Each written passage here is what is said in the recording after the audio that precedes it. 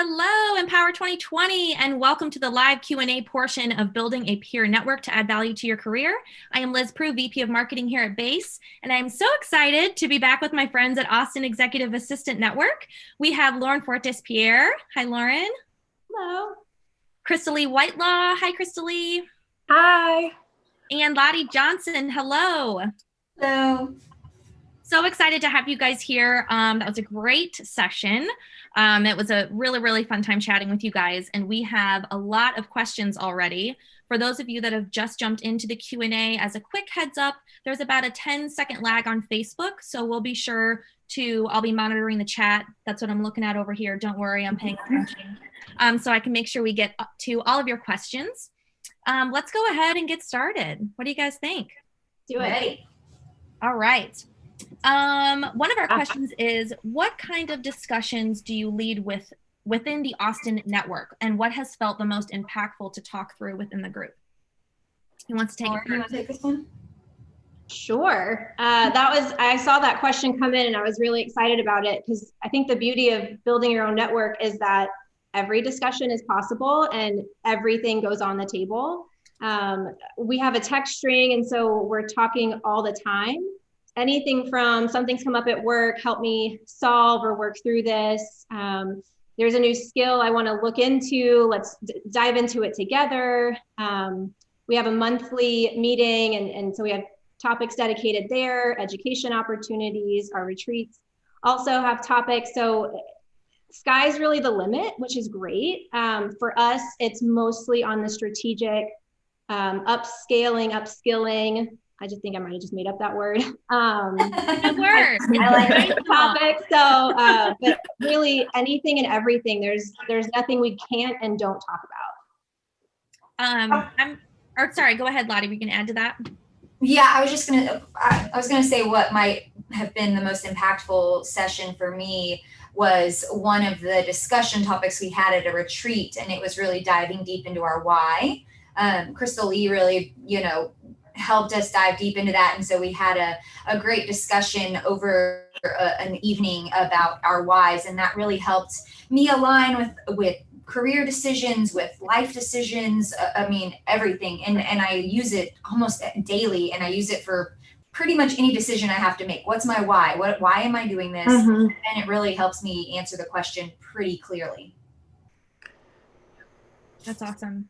I am going to add to that question and just ask who I think, and this is something that a lot of folks have been asking today with different sessions, of how do you, particularly in these types of communities, decide what the focus is? Do you guys, whenever you meet, do you take like a poll beforehand? What does everyone want to discuss? What's been most impactful? How do you stay on top of what's top of mind? Haley, do you want to take this one as our ed chair? Sure. So I'm going to answer this in two ways. First is, at the end of every year, we look forward to the next year and we decide, what's the theme? What's really going to be meaningful from an education standpoint, from all of the things that Lauren had mentioned earlier, from a social standpoint, strategic standpoint. Is it a skill set that you want to learn? Is it issues that you're seeing in your current job? But I'll come back to what's the beauty about this organization is that we can pivot at any time that we need to. So we set these themes in the sense that we anticipate that this is what's going to be meaningful to us. But if we get to that and we're like, hey, actually, this is really important and we need to switch gears here just for a little bit, we do it, and we do it without thinking about it. And I think that that's what's the beauty in this. There's an informality to the formality of the group. Yeah. Answer that in two ways. Yes. Yeah. I think there's a level of understanding that the world changes, our businesses change, our lives change.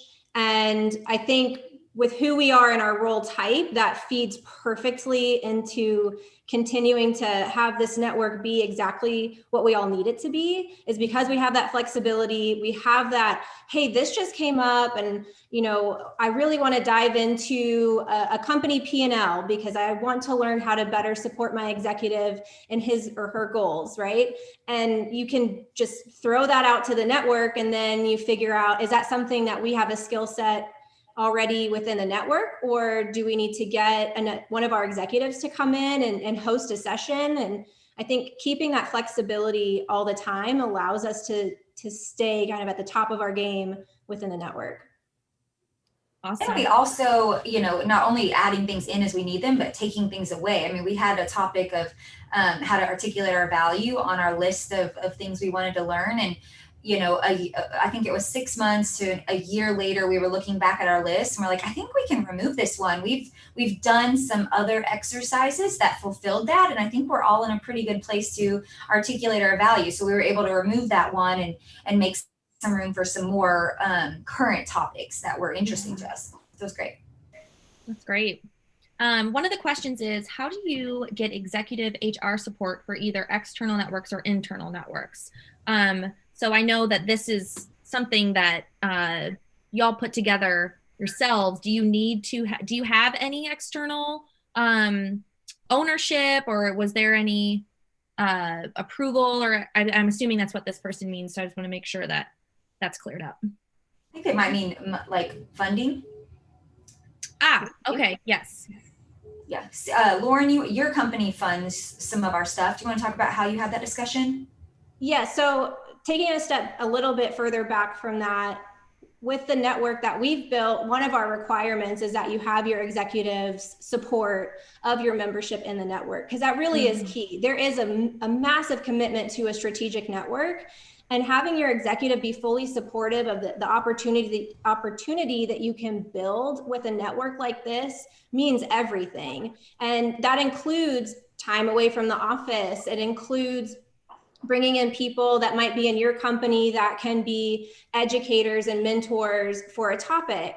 And then, yes, it can extend onto the financial side, because there are things that we want to do that can cost money. And so some of that can lead into, is there a budget available for education opportunities that you have?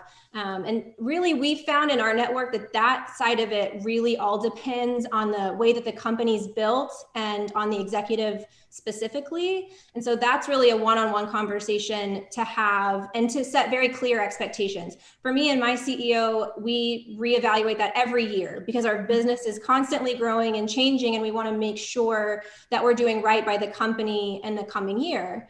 But I have his full support of my membership in the network, and that goes light years.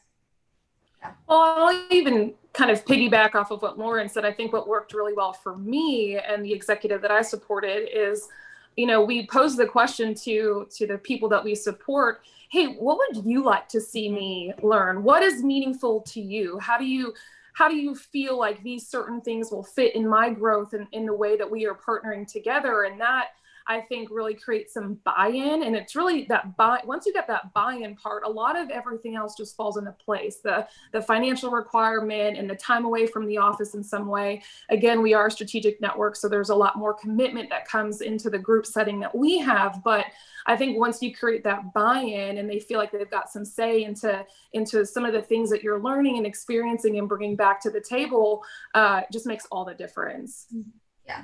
And I've noticed, you know, because I was with one executive who was in YPO, and because he was in YPO and he has a high commitment group he's attached to, and leaves the office for forum, leaves the office for, you know, different things that the organization was putting on, and the company paid for a lot of that. I knew he would already have buy-in in the philosophy of it. Mm-hmm. And so when we sold that business and I was looking for my next position with an executive, that piece of the conversation when I was interviewing was at the forefront. You know, once you got through the normal interview questions, it was this organization is important to me and it's helping me grow as an EA. And I'm going to need a position where I can leave once a month for our forum meeting. And what I found was this executive that I work for now was in YPO, and so it was a lot easier to sell that philosophy because he understands it, he's in it himself. So, you know, finding an executive who already values this kind of peer networking group, it's going to be much easier to have that conversation. And can you clarify for those that may not have seen the first part of the session, and this may be just me being a marketer and you all might laugh at me, but can you clarify what YPO is for those that may have just joined? Yeah. So YPO is an organization called Young Presidents Organization. It's worldwide network of CEOs and presidents of companies. And it's a phenomenal peer networking group, an educational platform, and group of people who help CEOs and presidents upscale and evolve in their business and network within their industries, network within their cities. It's a phenomenal organization. If your CEO is not into it, I highly recommend looking into it. And we've mirrored a lot of our network around that structure of how they have their members participate in the network, and it's a phenomenal philosophy and structure for growing relationships that are deep and meaningful, and having opportunities to really get to a level of conversation that is beyond surface level. That's great. How large is your network, and is there an ideal number of participants so you get a variety of perspectives, but not too many, like having too much noise? Want me to take this one? Would you say? I said, you want me to take this one? Yeah, I can get this one. Okay. So the interesting thing is when the group becomes too large, you lose that connection with people. The conversations become harder. Not everybody gets a chance to talk. And your relationships don't really build very deeply because there's so many of you, right? Or you only build relationships with a small number of the people in that group. So we purposefully have capped our forum size to between 6 and 8 people. Right now we're at 4. We've had some attrition with personal things going on. And right now we're really focusing on keeping this forum of 4 satisfied and learning things we want to learn. And maybe in the next year or 2, we might start exploring opening up a second forum that's built very organically. But you know, so my recommendation is to keep your forums small, but your network can be bigger. So a forum is the group you meet with on a monthly basis. They're the ones you have the deep relationships with. They're the ones you do the ed sessions with. They're the ones you do retreats with and things. So, you know, it's a very close relationship with that group of people. But you can expand the network as a whole to as big as you really have the time commitment to handle. But in order to build those deep relationships, it's probably between a 6 and 7 or 6 and 8 size group of people. We have another question in here. Any recommendations on getting other assistants in your organization excited about their role? There are several assistants in my company, but many do not see this as a career or do not feel passionate about their EA career, which in turn means I don't have a strong network within my company. Ugh. Got a lot to say about that, but I'm gonna let Cynthia talk. we're all like chomping at the bit. Yeah, we're like, I know. Well, I'm like, first, let's just all say everyone here values assistants more than anything. Like, this is the place where assistants are, y'all are number one. But yeah.